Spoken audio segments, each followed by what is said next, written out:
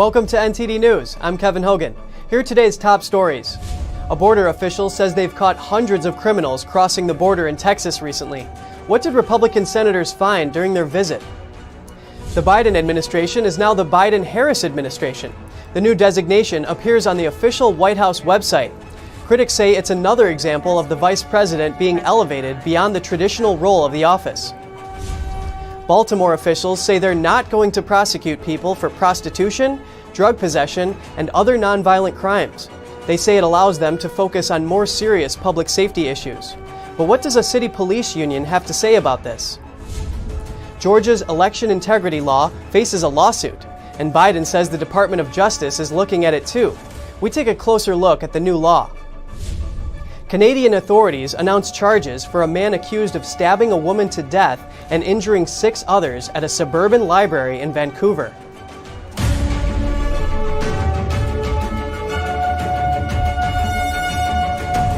A Border Patrol official says they've caught hundreds of criminals crossing into Texas in recent days. He says they're also still finding a large number of unaccompanied minors. A Border Patrol section chief says in recent days, hundreds of criminals have been encountered at the border. Over the weekend, he tweeted, "A Salvadoran man with a prior conviction for murder was discovered, and agents have arrested over 861 criminal aliens, including 63 gang members and 92 sex offenders." He also said they took 5 large groups into custody recently, totaling over 500 people. He writes, "Within the groups were 93 unaccompanied children, and so far this year they've encountered over 18,000 unaccompanied minors." Last week, President Biden said he wouldn't apologize for rolling back a number of former President Trump's border policies. He's received backlash from both Democrats and Republicans. Republican senators share their first-hand accounts of visiting the border over the weekend. Senator Ted Cruz told Fox News a Biden staffer blocked him from taking video at a border facility. Please give dignity to the people. So you work for the commissioner, your senior advisor. You were hired 2 weeks ago, and you're instructed to ask us to not have any pictures taken here. Please respect the people, because the political leadership at DHS does not want the American people to know it. He also tweeted pictures of the border facility in Donna, Texas. Basic screening. And at a makeshift processing center in McAllen, Texas, Senator James Lankford described how illegal immigrants can get into the United States. If they have a child that's 6 years old or younger, or they're unaccompanied minor, but they can have like 10 people together that all say they're family, and if they have one child that's 5 or 6 years old, then all these folks will be released tonight into McAllen, Texas. Democrat lawmaker Henry Cuellar recently raised concerns too. He said over 150 illegal immigrants were released without a court date or any notice. We reached out to the Department of Homeland Security for comment, but haven't heard back. Last week, Biden put Vice President Kamala Harris in charge of leading the border response. It's unclear when she will visit the border. Former President Trump says he'll probably visit the U.S.-Mexico border soon. He told Fox News over the weekend a lot of people, including Border Patrol agents, have asked him to go. And he says that he feels he owes it to them to make the trip. The official White House website now refers to the Biden-Harris administration. Previous administrations were only named after the president. Analysts say this is another example of Kamala Harris breaking the traditional role of the vice president. The White House website now reads the Biden-Harris administration. Official White House communications also reflect the change. So does the Twitter page. Some analysts say Harris is taking on an outsized role in the administration. It's rare for vice presidents to speak with foreign heads of state. But at the start of the president's term, it was Harris, not Biden, taking calls with world leaders. A number of commentators are calling it a sign of Biden's declining cognitive health. They note that he's often incoherent in public statements, and he rarely holds public events or takes questions. Biden is the oldest person ever sworn in as president. Many analysts expect Harris to continue to play a bigger-than-usual role throughout Biden's term. Baltimore officials say they're going to stop prosecuting certain crimes that they call low-level. This includes prostitution and drug possession. They say the goal is to focus on more serious crimes. Marilyn Mosby is the state's attorney for Baltimore. She says prosecuting low-level offenses does not improve public safety. Examples of low-level offenses include prostitution, drug possession, and trespassing. Mosby says these crimes take up valuable time and resources on people who simply suffer from addiction. She wants prosecutors to focus on violent crimes and drug distribution. Mosby says, quote, "America's failed war on drugs and drug users in the city of Baltimore is over." She says people suffering from addiction and mental illness will get referred to social services instead of going to prison. The Baltimore City Fraternal Order of Police Lodge 3 represents police officers in the city. They responded to the plan on Twitter. They note that people can now trespass in professional sports arenas or City Hall without legal consequences. They can openly use drugs in public or at a city council meeting. They ask, what's next? Republican State Senator Robert Cashley told Fox News that prosecutors swear an oath to uphold the laws of the state, but that Mosby's new policy amounts to rewriting legislation. The Democratic mayor and the police commissioner of Baltimore say they support the new plan. Georgia's new election law is being scrutinized by Democrats from the local to the federal level. President Biden is going so far as to dub it a manifestation of Jim Crow in the 21st century. Some say that's an exaggeration, since nothing in the new law prohibits voters, even minority voters, from casting a ballot. NTD's Melina Weisskopf brings us more details on the new Election Integrity Act of 2021. President Biden is on the long list of Democrats unhappy with Georgia's quick passing of an election integrity law. It's sick. It's sick. Now saying that the Department of Justice is taking a look at it. Democrats argue the law creates voter suppression. Some say the voter suppression argument would have been made no matter what. If they had eliminated no excuse absentee voting, I would be right there with the folks who say that it's voter suppression. I was adamantly opposed to that because it would force people to vote on an unverifiable voting system. But they didn't do that. Well, you do have the right to vote. Go get an ID and go vote. It's simple as that. Some media outlets have described the law as creating voting restrictions. But a closer look at the legislation reveals these restrictions are mainly to ensure absentee ballots are legitimate. There's another thing that's interesting is that they're going to use authority to use third parties they'll have to check out for out-of-state voters, deceased voters, ineligible voters. That seems like a good thing, depending upon how it's implemented. And it requires an ID for absentee voters, secures drop boxes inside polling sites, and it creates a definite period of absentee voting. That is, a deadline for requesting a mail ballot and a deadline for returning it.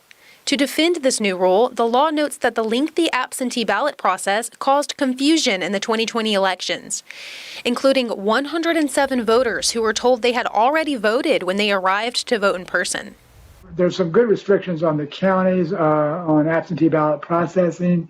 They have to, once they start, they have to continue until they're done, and they have to report their absentee ballot status tracking daily. Favorito says it's a good first step in the right direction, but more needs to be done. But he does note that Georgia legislators passed the bill particularly quickly by adding it to another bill.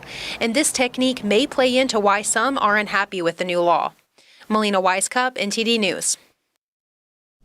A group founded by former Georgia gubernatorial candidate Stacey Abrams is moving forward with a lawsuit. That's over Georgia's new election reform laws.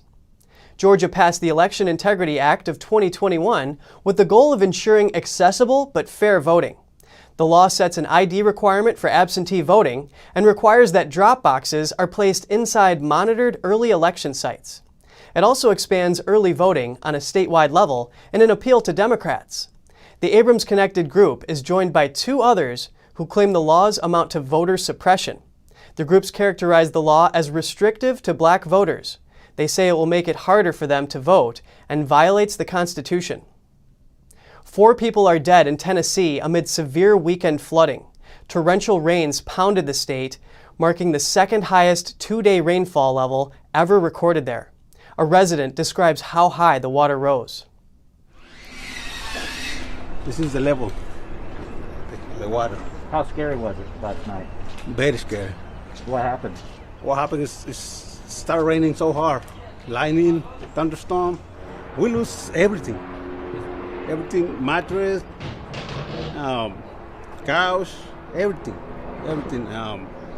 Electronics, under this stall, everything go.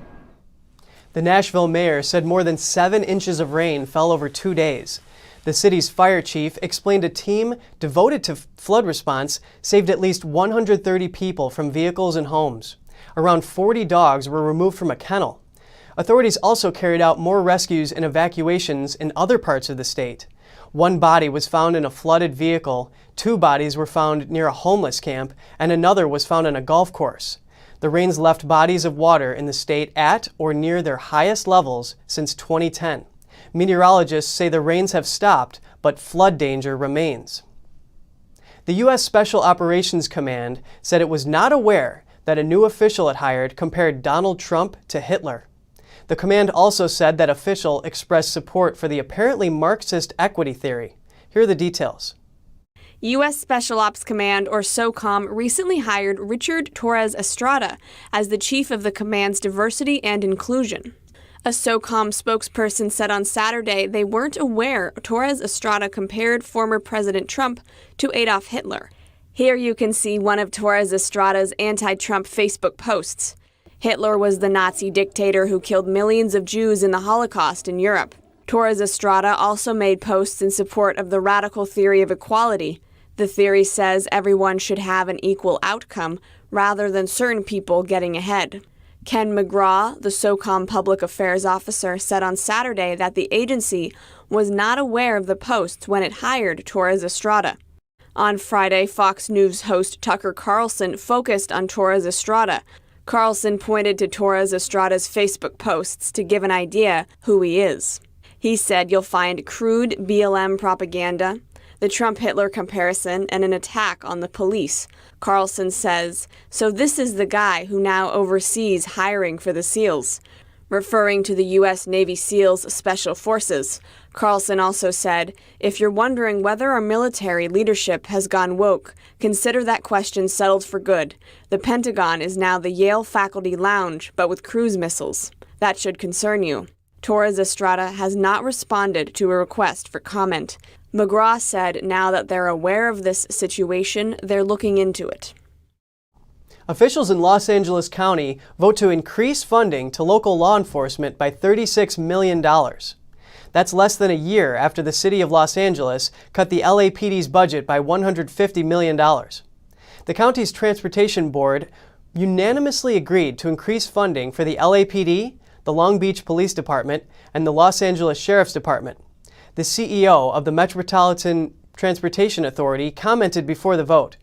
He said he wants to find a balance between people complaining about law enforcement and those who want increased funding. A previous plan for a much larger increase in funding was postponed from last month. Alongside the new funding, the board also instructed to the CEO to use money from the next budget to hire non-law enforcement personnel to protect safety on public transportation. Canadian authorities charged a man with murder in the fatal stabbing of a woman and the wounding of 6 others Saturday. The attack happened in a suburban library. A suspect was charged with murder on Sunday for fatally stabbing a woman in a Vancouver suburb library earlier this weekend. That's according to Canadian police, who said the 28-year-old suspect, Yannick Bandaogo, was charged with second-degree murder. The female victim was in her late 20s but was not named in a police statement. 6 others were wounded in the early afternoon attack on Saturday. They've all been taken to the hospital and do not have life-threatening injuries. Video from the scene outside the library appeared to show a man injuring himself with a knife before being pounced on by police. Police tweeted, "He has undergone surgery for self-inflicted wounds and is currently in police custody." The suspect's motive is still under investigation, along with his background and relationship to the victims, if any. And just ahead, China retaliates against the U.S. and Canada with sanctions.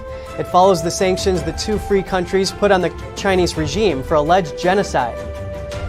And the ship blocking the Suez Canal is floating again after locals managed to dislodge it. Over 300 other ships are waiting in line behind it. Find out more on NTD News.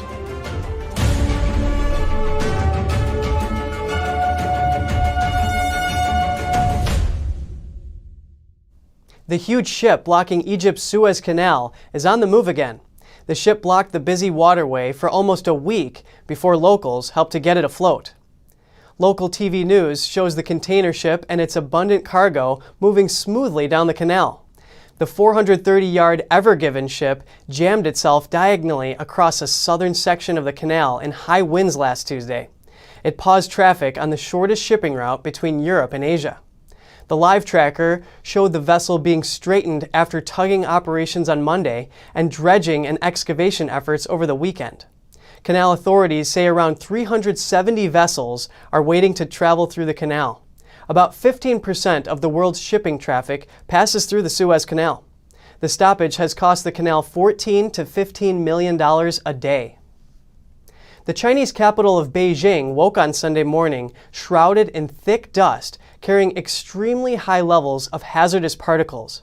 That's as a second sandstorm in 2 weeks hit the city due to winds from drought-hit Mongolia and northwestern China. Visibility in the city was reduced, with the tops of some skyscrapers obscured by the sandstorm. Pedestrians were even forced to cover their eyes as gusts of dust swept through the streets.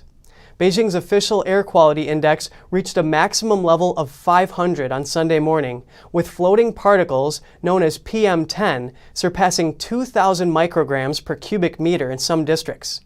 Readings of smaller PM2.5 particles were above 300 micrograms per cubic meter, far higher than China's standard of 35 micrograms. PM2.5 particles are especially harmful because they are very tiny and can enter the bloodstream, while PM10 is a larger particle that can enter the lungs. The China Meteorological Administration said the city might face more sandstorms in April due to the unfavorable weather this year. China has sanctioned U.S. officials and members of Canada's parliament. It's a retaliation for sanctions the U.S. and its allies imposed on China for human rights abuses. Here are the details. The Chinese regime has sanctioned Gail Manchin, the chair of the U.S. Commission on International Religious Freedom. The CCP also sanctioned Canadian Member of Parliament Michael Chong. He's the Conservative Party's foreign affairs critic. Michael Chong tweeted, "We've got a duty to call out China for its crackdown in Hong Kong and its genocide of Uyghurs. If that means China sanctions me, I'll wear it as a badge of honor." China sanctioned these individuals after the U.S. sanctioned Chinese officials, a construction company, and a police force in Xinjiang. That's because they are allegedly involved in the genocide of Uyghur Muslims. Chinese officials say these accusations are based on rumors and disinformation. The people who have been sanctioned are prohibited from going to China or Hong Kong, and Chinese institutions can't do business with them. China also sanctioned Tony Perkins, who's the vice chair of the Religious Freedom Commission.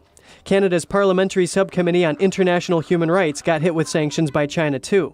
In February, Canadian members of Parliament voted unanimously to classify the Chinese regime's persecution of Uyghurs as genocide. Prime Minister Justin Trudeau, along with his cabinet, didn't vote.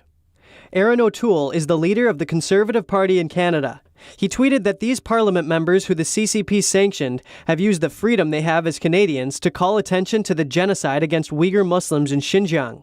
He says he's proud of the effort both parties put in. China has detained over 1 million Uyghurs as well as other Muslim minorities and forced many of them to work against their will. That's according to the Department of Labor. O'Toole also said Chong is a living example of how Canadians with Chinese ancestry can stand up to the CCP's repression while still being proud of their rich Chinese history and culture. Gail Manchin says she's flattered by the sanctions. She says it means Beijing recognizes her stance and that she'll continue her work to call out genocide and violations of religious freedom. And coming up, cheese sales are flourishing in France. People there are turning to a wide variety of cheeses to escape pandemic lockdown gloom. And a chance to attend soccer games again has Dutch sports fans excited. An experiment is allowing a fraction of them back into stadiums. All that and more on NTD News.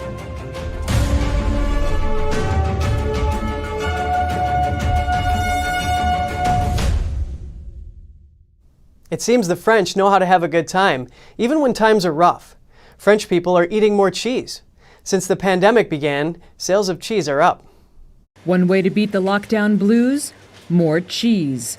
That's the French way, at least, as sales in the country soared by more than 8% in 2020, compared with just 2% the year before, with shuttered restaurants leaving French shoppers salivating more than ever for their beloved Brie, Camembert, and Roquefort, just to name a few. Véronique Richer-Larouche is president of France's Local Cheeses Association.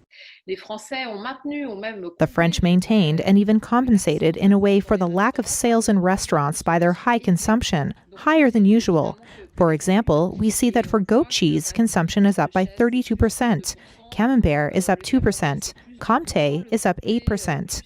Raclette, a winter favorite served melted with potatoes and meats, jumped 12%.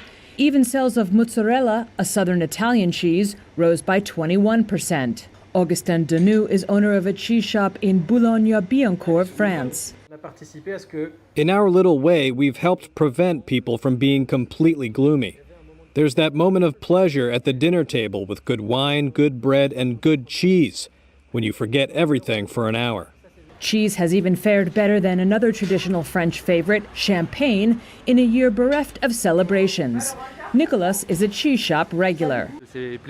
This is typically one of the pleasures we still have access to. With an unimaginable diversity just like wine, you only need to see the display here. It takes you on a journey. A broad selection is key, especially with Saturday being France's National Cheese Day. Thousands of soccer fans attended a match in the Netherlands over the weekend. It was part of an experimental trial. Let's take a look. For a moment, you could be mistaken for thinking that things were back to normal. Thousands of Dutch soccer fans in their iconic orange gear gathered to watch a World Cup qualifier in Amsterdam on Saturday evening. This was an experimental trial, allowing 5,000 fans tested on the same day to attend the match. There was one major way in which this match was different from games gone by. Overseeing the clash between the Netherlands and Latvia was Stephanie Frappart. In doing so, she became the first female head referee to officiate a men's World Cup qualifier game. With a capacity of over 55,000, the crowds at the stadium were a fraction of what they could be. But Gijs de Jong, head of the Royal Dutch Football Association, said he hopes attendance can rise to 50% in time for the delayed Euro 2020 tournament in the summer. I think this is the future, but only for a limited amount of time. So hopefully this fills the gap between now and the moment we're all vaccinated, so probably in September or something, so for the coming 3-4 months. For the Dutch fans on Saturday, a positive outcome. The Netherlands won 2-0 to get their World Cup qualifying hopes back on track after a shock loss to Turkey on Wednesday. Let's turn our attention to health now for a discussion on 7 top superfoods. Experts say adding these nutrient-dense, calorie-light foods to your diet gives extra energy and disease protection. Despite their delineation as super, not all superfoods are created equal. What makes a food super in the first place then? Well, not a regulated or certifiable nutritional claim yet. Food experts define superfoods as having a nutrient density that outweighs caloric intake. Think of a 0-calorie cup of green tea that's loaded with potent antioxidants. Mealtime is a perfect opportunity to indulge in superfoods, be they fruits, veggies, nuts, seeds, beans, or grains. So do you need a little help? Check out our top superfood picks, with number 1 being kale. It tops quite a few lists for good reason. This dark leafy green vegetable is an excellent choice for any meal. It's a great source of fiber, vitamins, minerals, protein, amino acids, and antioxidants. Plus, it's very affordable and versatile. I think it works quite well in smoothies, vegetable juices, and added to curries, stews, and stir-fries. Number 2, hemp. The hemp seed has risen to popularity in the last several years as a super source of vegan protein and omega fatty acids, as well as fiber, vitamins, minerals, amino acids, and potent antioxidants. Use it in a number of ways, atop cereals, hot or cold, salads, soups or desserts, or straight out of the bag. Hemp has a nutty taste that's often described as being a cross between a sunflower and a pine nut. Number 3, coconut oil. After debunking myths that coconut's saturated fats were unhealthy, the creamy spread has become a superfood darling. It provides healthy omega-6 fatty acids, including the rare lauric acid. Its versatility and ability to withstand high heat make it an excellent choice for any healthy food meal preparation. Number 4, flax or chia seeds. Like hemp seeds, flax and chia are both great sources of fiber and omega fatty acids. Chia is higher in protein and can absorb large amounts of liquid, which makes them extra hydrating. They both can be used in a number of ways, by themselves, as egg replacers, in baked goods, smoothies, cereals, and more. Number 5, maca. This Peruvian superfood was prized as a warrior food with a history of providing energy for soldiers before battle. Not only is maca energizing, but it is also balancing too. This is especially helpful for individuals with hormonal issues. It's rich in protein, minerals, and vitamins, making it an excellent supplement or addition to smoothies. Number 6, almonds. Almonds are rich in phytochemicals and also promote heart and vascular health. They are a great source of nutrients like vitamin E, calcium, magnesium, iron, phosphorus, fiber, and protein. Number 7, chocolate. Pure dark chocolate is loaded with vital nutrients, including the important mineral magnesium. Raw cacao contains more than 1,200 unique compounds, many of which are powerful, free radical fighting, immune boosting antioxidants. Of course, it matters what type of chocolate you do eat. Don't try to justify that bag of M&Ms, those barely count as food. Stick with the really dark stuff, 70% or higher, or try including raw cacao beans, powder, or nibs to your diet. Mix them into cereal, baked goods, and trail mixes, or add them to smoothies. Next time you go shopping, I hope you can add some of these superfoods to the mix. And that's all for now. Catch us again tonight at 6:30 Eastern. I'm Kevin Hogan.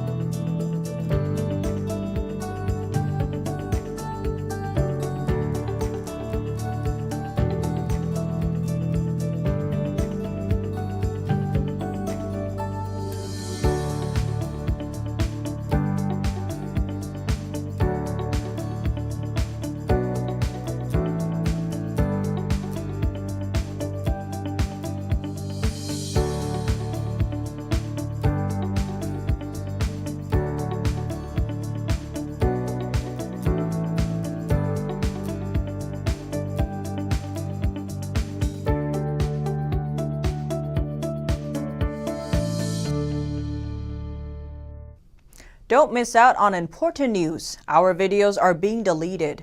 So if you don't want to be cut off from honest news, take a moment to sign up for our newsletter at newsletter.ntd.com so you don't lose access to NTD. Go to newsletter.ntd.com to sign up for our evening newsletter.